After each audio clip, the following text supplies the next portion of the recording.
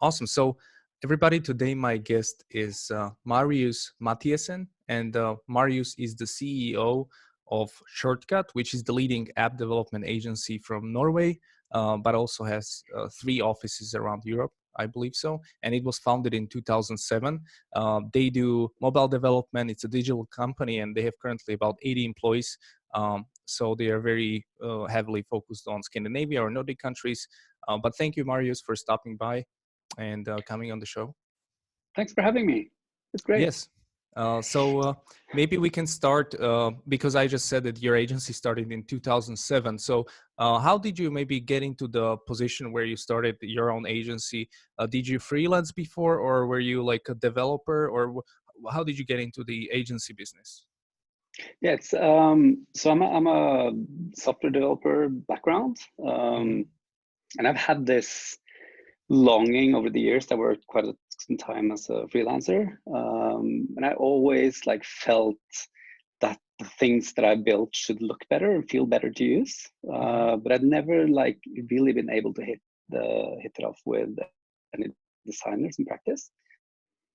So I think lots of the designers I worked with were either too early and just promising some really fancy Photoshop sketches, and I got to disappoint the client, or they were brought in too late when all the decisions had already been made.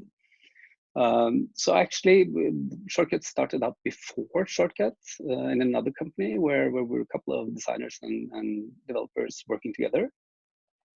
And while that company didn't really work out, one of the founders of the other company and I, one day found ourselves standing on the streets without an employer. So we just got together, borrowed some office space, and came up with a name and a logo, and started Shortcut within just a couple of days, just before Christmas in 2007. And I think what we wanted to do was to work closely together. So what we did was actually sit together using the same tools and building things together. We wanted to do that, and we wanted to get away from the boring corporate websites or banner ad production at the time, and into more useful web apps. So we actually started out as collective of developers and designers, and then the mobile thing happened after a while. Right. Yeah. So your core services at the moment, how can you describe them? Because you have designers, you have also developers. You're kind of a one-stop shop for somebody who can produce something from an idea to like an MVP or something, and they don't have to find different people. So is that kind of, so can you provide the back end, the front end, design, web, mobile? Is that kind of all in-house? Yes, I think we can do everything in-house, and quite often we work with other agencies as well. So while we have people who can do backend development, very often people have other developers in-house or other partners who do that. So I think for us as a company, it's working with apps has moved from being really niche. The first apps we made around 2008 were often very marketing driven, and the going order from our clients would be do whatever you like as long as IT doesn't hear about it, because if IT gets to hear about it, then it's going to be killed. Then as the time has gone, I think the apps have become more and more critical to the customers, which means that you also need to integrate it with core systems, be it your CRM system or your member system or e-commerce or whatever. So we've been quite conscious in building the kinds of competencies which contribute to building better apps. So I think if you're an app developer and someone asks you why the app you developed doesn't have 5 stars in the App Store, it's really easy to come up with lots of explanations for that. And it's often about the backend services don't scale well, or the designers do a crappy job, and we want to kind of solve all the problems which together go into building good apps. And so do you prefer to work with kind of smaller companies or startups, scale-ups maybe? who are, maybe easier to work with, or do you work with like enterprise clients who kind of are longer term, but the sales process is like takes months to even work out anything, or there's RFPs and all sorts of things. So what's kind of your typical client, or who is I it? think it's in terms of revenue, it's definitely larger ones, because the larger clients have more long-term commitment and they have, Mm-hmm. of course, more resources to put into app development. But for us as a company, it's really important to have a mix. So I think lots of our colleagues, employees here, they get job offers every day. Mm-hmm. So what we can provide, which differentiates us from working in-house at a large corporation, is the ability to switch between projects. So we quite often do work with smaller startups as well. Mm-hmm. We think it's a good, it's important for us to feel that, for our clients to feel that they get a good deal. So rather than like spinning up a big project, we want to prove that we are able to create something really quickly, Mm-hmm. which goes back to our branding as well. So taking shortcuts is really important for us. Then I think many of the projects where we start out small, once the apps do become successful, then of course the teams scale up as well. Yes, it's important for us to kind of have the mix and not be dependent on just the really long-term contracts. I think after a couple of years working on the same app, it's good for the developers and the designers to kind of move on and get inspiration elsewhere, and also take their experience to other clients who can take part in it. Mm-hmm.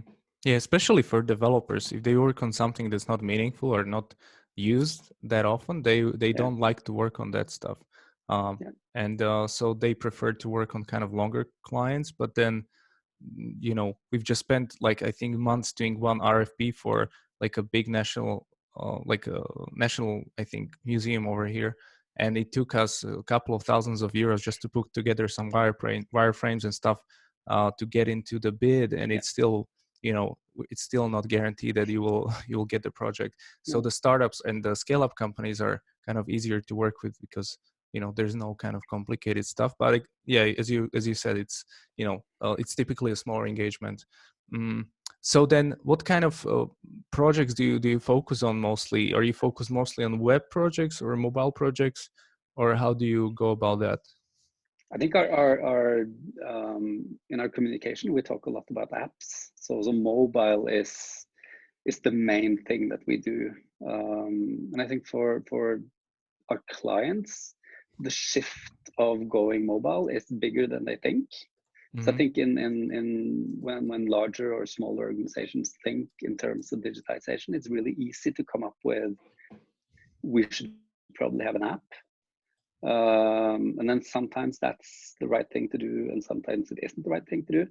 But I think this puts us in a position where we get to talk to a lot of clients in their early phases while they're still like considering where to go. Mm-hmm. And then when we start working with them, it turns out that, I mean, there's always problems that they haven't thought about yet. So you need either, I don't know, user insight, or you need to rework the value proposition or the business model. And then, so maybe the app team doesn't get to start right away, but we do some consulting on business models, and Mm-hmm. then start experimenting with the app afterwards. Yeah. It keeps, we started doing apps in 2008, and a couple of years after that, I thought that this thing is going to blow over at some point. Mm-hmm. So we started discussing, when are we going to jump off this app bandwagon? And we all agreed, the founders, that once the local electrician wants an app, it's Mm-hmm. probably time to get out, because the market is going to be saturated. It didn't turn out to be that way. I think one really big reason that we didn't think of is that out of the almost 8 billion people in the world today, there are almost 6 billion smartphones. Mm-hmm. And I think the main reason why people buy a smartphone is apps. So actual consumers out there, they have a really big hunger for apps, and this is just starting to dawn on the big enterprises, I think, these days. That this is a really great way to interact with your customers. And so you've decided to rebrand the company into kind of like mobile first agency, or? I think we started in 2014. We started using the slogan "We make apps," and our customers told us that it's really easy to understand what we do. And then once they start working with us, they come and tell us that, oh, I didn't realize that you could do websites or business consulting. But just going out there and saying that we believe in apps has been a great success for us. But you haven't focused on mobile specifically, because this is always something I ask the founders of agencies. There's a decision to be made at some point of the growth of the agency, whether to focus on niche market or like the industry, like fintech, let's say, and just build your portfolio over there, because that way the branding is much clearer and it's much easier to get in front of the door. But it's essentially a smaller piece of the market, or kind of be kind of a more product oriented agency where you can do anything basically. But then it's kind of harder to actually tell somebody what we do, because we do kind of consulting, we can do data analytics, we can do AI, we can do mobile, So how do you go about that? Because you're pretty much at 80 people, it's pretty kind of decent size. Yeah, we only do mobile. So that's our communication, is that we make mobile apps, and we make native mobile apps. So it is really a niche. And it sounds like a stupid move. It probably would make more sense if you are building a consulting company to say that you can do everything. But for us to focus on mobile, and then once we start getting into something which is not core, our like go-to question is, if we do this, is it going to enable us to build better mobile apps? And if the answer to that question is no, then we're probably not going to do it. If the answer is yes, then it's a sensible thing for us to do. Yeah, that's always a challenge. I mean, this is because so you build native, you don't really use cross-platform kind of frameworks, or like React Native, or other types of things. Well, no, we have done projects with, so back in the day it was Cordova and PhoneGap, and then Xamarin and React Native, and these days a lot of companies talk about Flutter. Yeah. So we know those technologies, and we have used them on projects because we need to know what we're talking about. But we really don't advise our customers to use that kind of technology.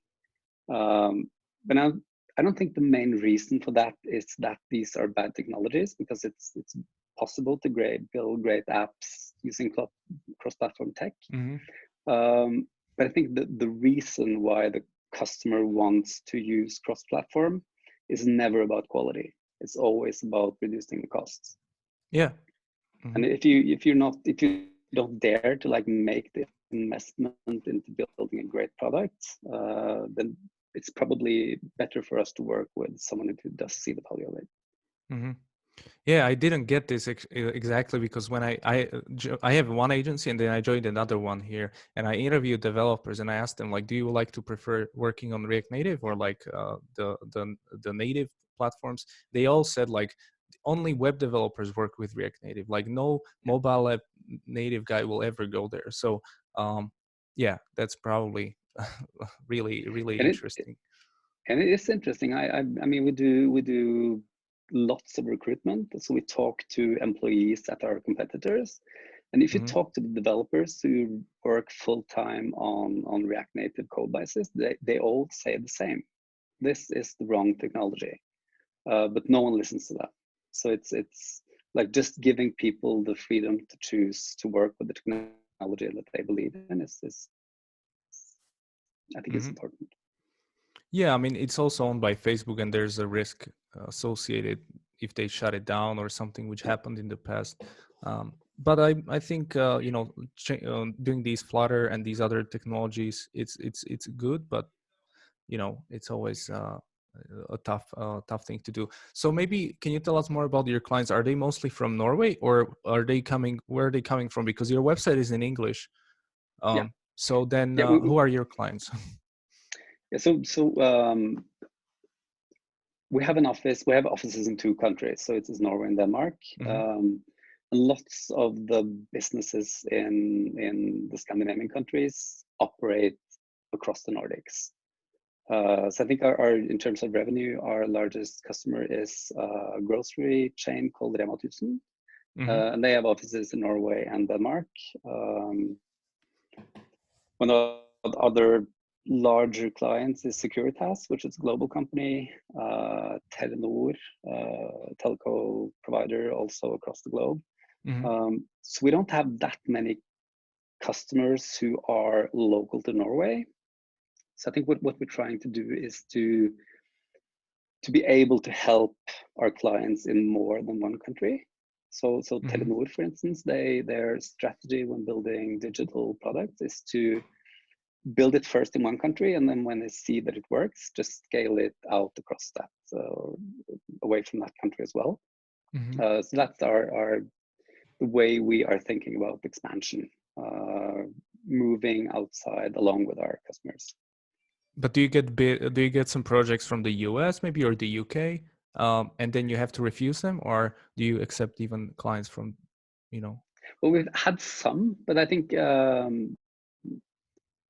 at least until now, local presence has been important for us. So we haven't really done a lot of remote work.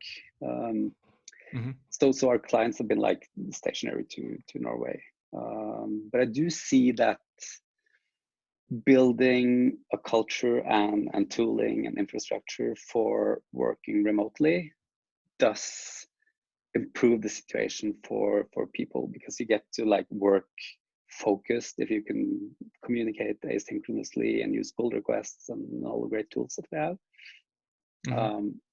As for languages, we chose to make our current website in English just a couple of months ago. We never actually made a 100% conscious decision about switching work language from Norwegian, but we just got more and more people working here who didn't speak Norwegian. So just gradually it changed from being Norwegian to English. So I think right now we have 27 nationalities working here. So Norwegian doesn't work anymore. Right. And so then the question is, you're in Norway and Denmark and all these places where you have offices. So it's especially for development, these are not cheap places. If you, let's say, work on time and material basis for your clients, or whether fixed price projects, there might be a situation where they can ask you like, so, well, we can do this with a company from Ukraine or something like that. So like, how do you get this often, these offshoring kind of problems where, especially in development now, not the design or something, but like with development, how do you go about that? I don't know how big problem is this in Norway, but if you can share some insights. The costs, I think the costs here are really high. It's probably not that high compared to the UK and the US. Some of our clients have asked us about offshoring work, so it is definitely on our radar, but most of the talking that we do about this is from remote offshoring companies in Eastern Europe and Asia. We haven't made any like definite decision not to do it. So yeah, it might be coming. We did have some experience in our early days with setting out work to a contractor in Belarus, which just the first project went really well, and then the next 2 projects went really bad. So we're like a bit scared from that experience. And I think if we choose to go down that path, I think communication needs to be handled really professionally. But then again, maybe the culture of using things like Slack and GitHub have changed the situation since we tried that in 2014. Got it. Yeah, I was just that makes sense. So, what maybe how do you then approach the challenge of getting new projects and then recruiting, because that's a big problem everywhere except like Russia or something, but over here it's always a challenge. We're constantly looking for developers. We're looking for like iOS developer for months sometimes to just find a really senior person who can bring value. So like, how do you recruit? And then you said you have 27 nationalities. So do you bring them? Do you fly them over and they stay in Norway, or how does that work? Yeah, so we have 2 people working dedicated in recruiting. So it's Okay. and we have 1 person working dedicated with sales. We have twice as many people working with getting people than getting business. Yeah. We do have quite a lot of people moving here from other countries. So doing all the immigration paperwork and helping people with moving is actually one of the things that our recruitment people do. Mm-hmm. So have people moving here from the UK, the US, India, Pakistan, Mm-hmm. yeah, probably all around the world. Right.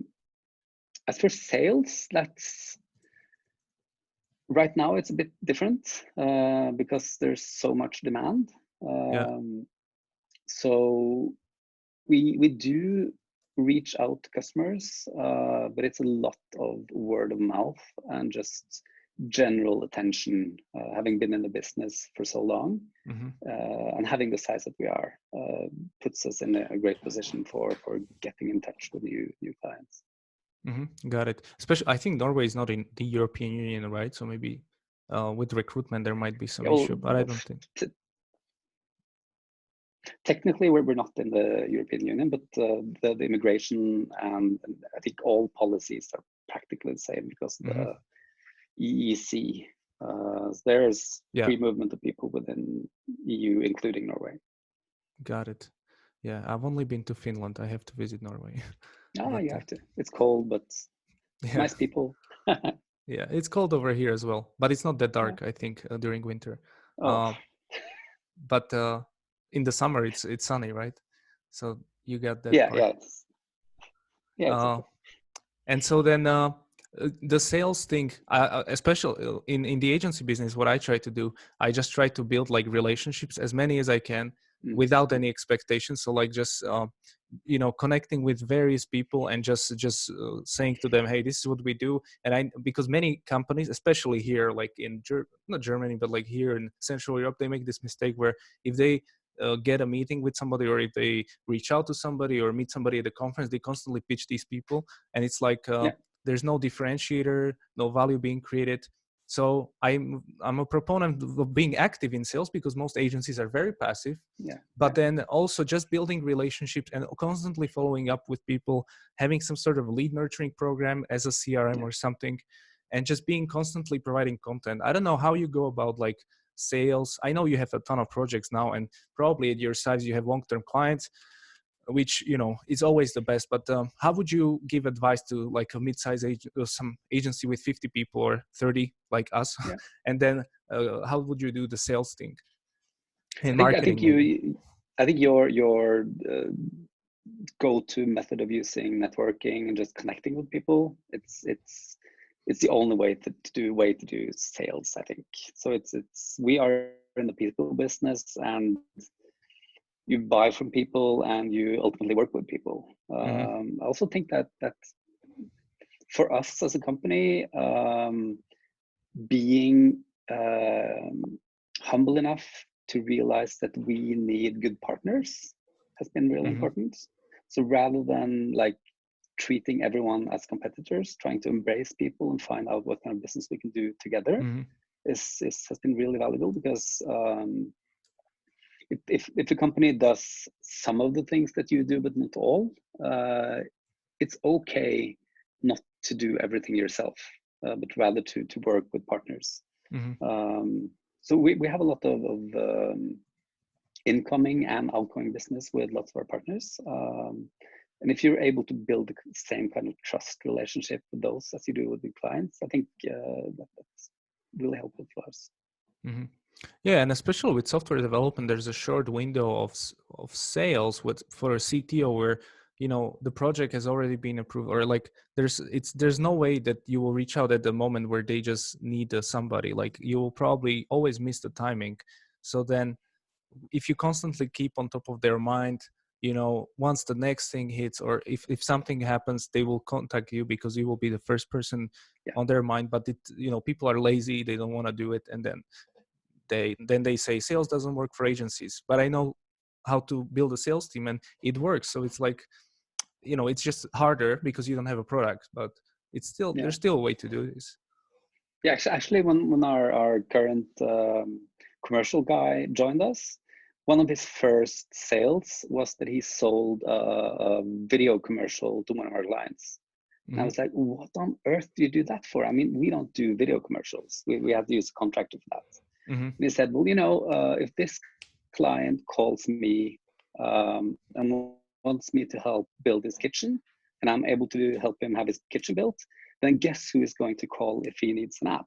And it totally makes sense. I mean, if you are the person who can help your clients get their work done, then once they need your services, they are going to want to interact with you because you help them. Yeah, that happened to me yesterday. We had a chief product officer of one company reach out, but they wanted to build a team internally. So they didn't want to work with us. But I said like, hey, how about I find you, because they are very remote friendly. So I'll find you somebody for free, and we'll contract them on your behalf, and you'll charge. It's a very small deal, like doesn't even make sense for us. But he said in his roadmap in May, he's building 2 mobile apps, and he will need native development. And I'm like, perfect, so like we can be in touch. This can be like a short project, and we can then see. So, but people don't think doing these things is important, but yeah, it's nice. It's yeah. interesting. And so then maybe some other things. What's the vision for your agency in the future? What do you want to build your own products? Like we've built 3 startups on our own, and we're still waiting for one to take off and pre-series A, but like take off and get rid of agency maybe. But what's the future for you? Do you want to do client work still, or you prefer have your own product or ventures? Actually, we did a spin-off product company quite a few years ago. One of our co-founders here, he started source code collaboration platform, which was launched 7 days before GitHub was launched. It was called Gitorious. Okay. And Gitorious ended up being, so it was an open source software, and suddenly I think Intel, Texas Instruments, and LinkedIn contacted us because they wanted to have some help in installing and configuring it. So we spun that out as a product company. Nice. And ran that for a couple of years. That experience kind of burnt me shy of doing product work again. So I'm happier personally doing consulting. Okay. But I think of our employees, they don't have that experience. So what we're doing now is that we are sponsoring a forum where they can use our offices and have drinks and pizza and build their own businesses, which they can even monetize using our equipment. So if they want to get into building their own products, they are free to do that and actually encouraged to do that. So that might spin off something, but then I don't think we are going, as a company, are going to want to own that. So that would probably mean that some of our colleagues kind of move on, which I think is fine. So I don't think that's part of our business model. One thing that we do see, however, is that some of the work that we do with our clients and partners could probably become better products if it was spun out of us as a consulting company and our clients as like probably not digital products organizations. So we have some discussions about doing that as joint ventures with our clients. That might be taking off. I think it's challenging to combine the business model of doing product work and consulting. So I tried that a few years ago. It didn't work out for me. So I'm not saying that it's impossible, but I think it's challenging. But the challenge was combining both agency and product, or what was the challenge? What was where did you kind of burn out from running the product company? I think it's being an agency or a consultancy. It's the luxury of having a customer is something that we tend to forget. So once you do your own product, you tend to become your own customer. And if your paycheck depends on selling hours, but your passion goes into building something for yourself, and I think it's going to become uncomfortable prioritizing between those two at some point. And I think that either your agency or the product is going to suffer from that difficult prioritization. But that's my experience. So, got it. Yeah, I know a few kind of ways how companies did that. Just recently, I had Mark McDermott. He founded ScreenCloud. They're now going to raise Series C, but he shut down the agency. He had 8 products. Only one of them kind of went big, and then they shut down the agency. They just gave work to other agencies for free, and but sometimes it's always different, I guess. Yeah. So do you have any favorite entrepreneur or founder that you admire, or somebody you follow throughout your career? Who would you recommend to kind of check out? Wow. So we have a guy. I've been hunting people to help us. So I got a founder from Bergen. His name is Henrik Lie Nielsen, who I got to know quite a few years ago, and managed to persuade them into investing in Shortcuts quite a few years ago. So he's been on our board for 3 years, and it's been a really big inspiration in building this business. And there's also a Swedish colleague, Johan Schöll, who mainly does lectures and helps startups work, who's also an investor and member of our board. But these are friends. As for founders, Elon Musk, obviously. I think I tend to like the uncompromising people who set out to really do amazingly big things. I would love to have the courage of taking on that great challenge myself. Got it. Do you have any favorite mobile apps that you download or use on your phone? Ooh, yeah, I probably do. Which ones do I use the most? I really like Google Maps, but I think that's as an app geek, because we tend to tell our customers that they should put as few things into their apps as possible. And then there's YouTube, which kind of does, Google Maps does the exact opposite thing. And it really works well. And I've been really fascinated with Chinese thing with super apps like WeChat. I totally don't understand how those things work, but I think it's fascinating to see how it's being used.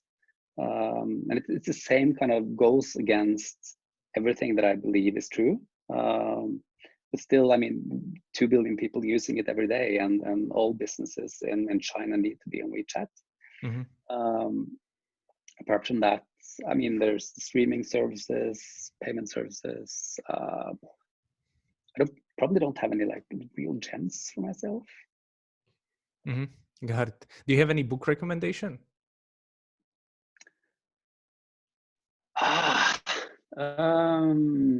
Or maybe like a blog or something like that.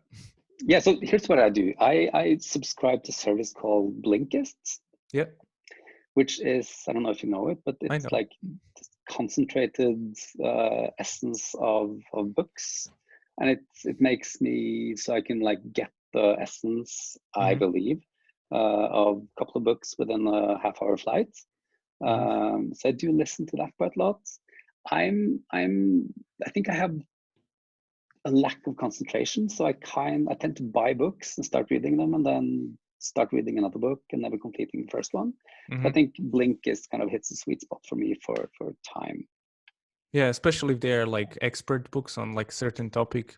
I don't think there's like a need to read it all if it's kind of boring. But if it's like a novel, then I would like to read the novel, right? I can't skip a novel. So yeah.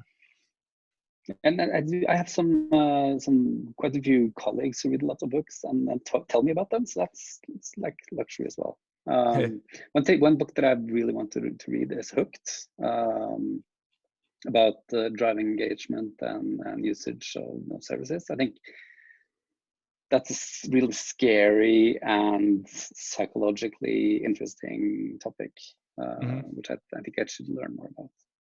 Definitely. So thank you very much for stopping by. Where do you want people to go to if they want to ask you a question, if they are from Norway, because some people are who will listen to this, or if they have a app and they need help, where do you want, how can they connect with you online? Yeah, so our website is at shortcut.global or .no. We try to share as much like blog stuff there, and yeah, just get in touch with me and love to hear about your idea. All right, perfect. Well, guys, go check out Shortcut. And Marius, thank you very much for stopping by, and wish you all the best. Thank you for having me, John. Yeah.